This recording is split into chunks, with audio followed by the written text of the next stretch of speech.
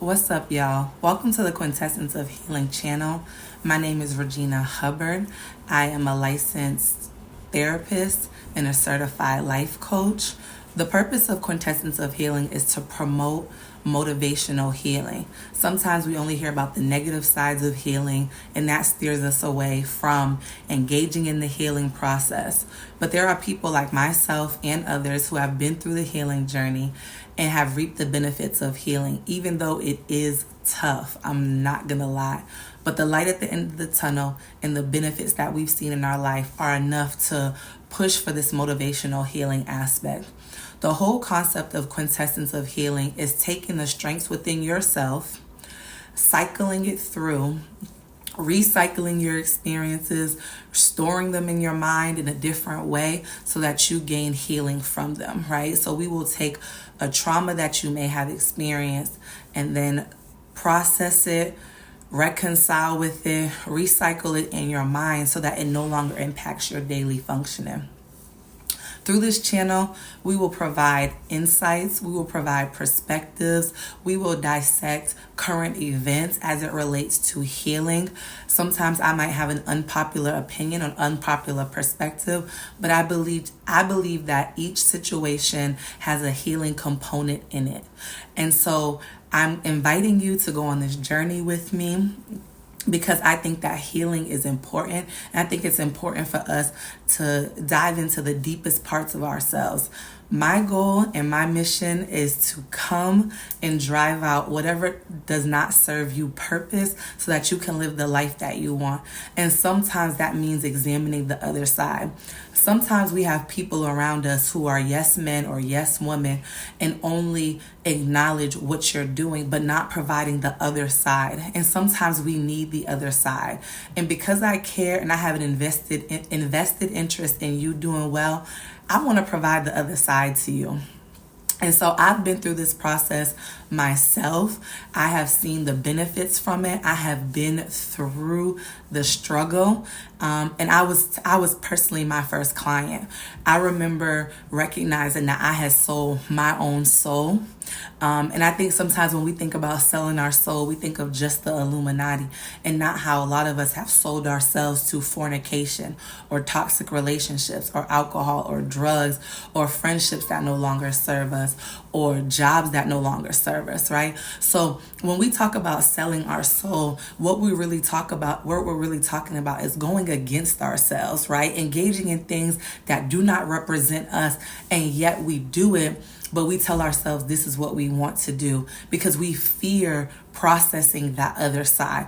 I'm all here for supporting you on your journey. But one of the things I do like to promote is for you to at least be willing to examine the other side. So if you're making a decision where you say, like, Regina, I like to go to the club on the weekends and pop bottles and da-da-da-da, and I black out every weekend. And you be like, and this lit to me and it's fun. Cool. The conversation that we're going to have is this you? Is this authentically you led, or is this trauma led?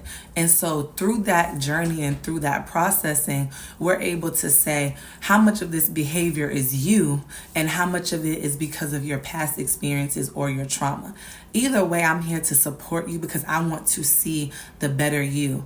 I realized that a lot of things that I was doing as far as being in toxic relationships, as far as partying, drinking, smoking, those were not authentically me, right? I had sold my soul to these things because it was easier to do that than to address what was at hand.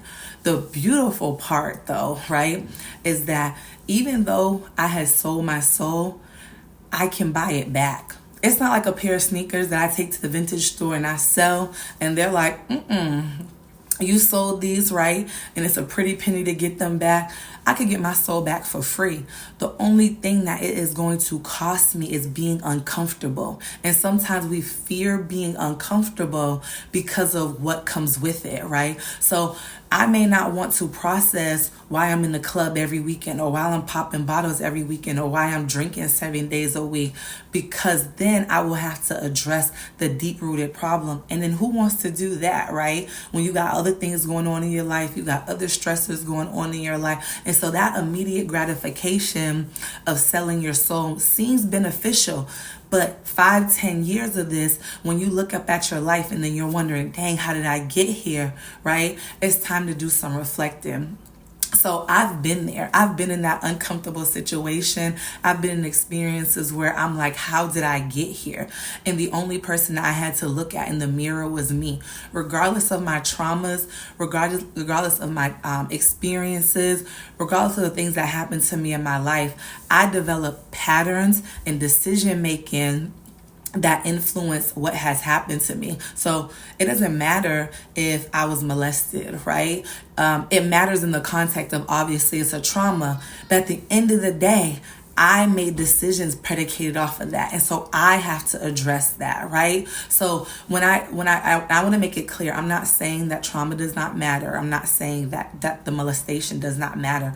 What I'm saying is, if that is what I'm going to rely on, of like, oh, I got molested, so therefore don't ever hold me accountable, right? That is not the end goal. The goal is to say, I got molested right?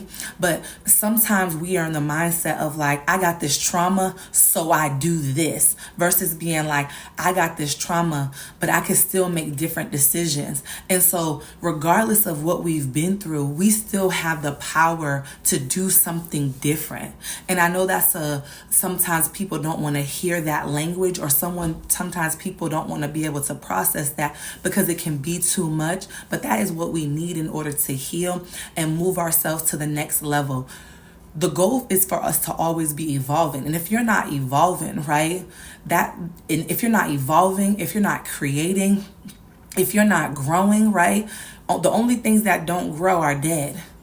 So if we are out here like the Walking Dead, right, partying and bullshitting and all this other stuff, right, because we don't want to face ourselves, then that's a conversation worth having. And so I'm gonna be that person that says, let's have this conversation. So you'll see me being vulnerable in this space. You'll see me being vulnerable on this channel. I don't want to make this channel all about me, because we will have other people coming on having dialogue. You will see me having conversations, perhaps with my son, to see how children think, right? To pour into children. So I truly want this to be a space where if you have something that you want me to touch on, or you want my perspective on, my goal is to do it with love. My goal is to do it with care, because one thing I do want you to walk away from this is knowing that whatever I shared with you, it was because I genuinely care about you and I genuinely want you to evolve. And so thank you for watching this video. Thank you for providing me with this space. This is the first video, but it will not be the last. And so I look forward to seeing you next week. Take care.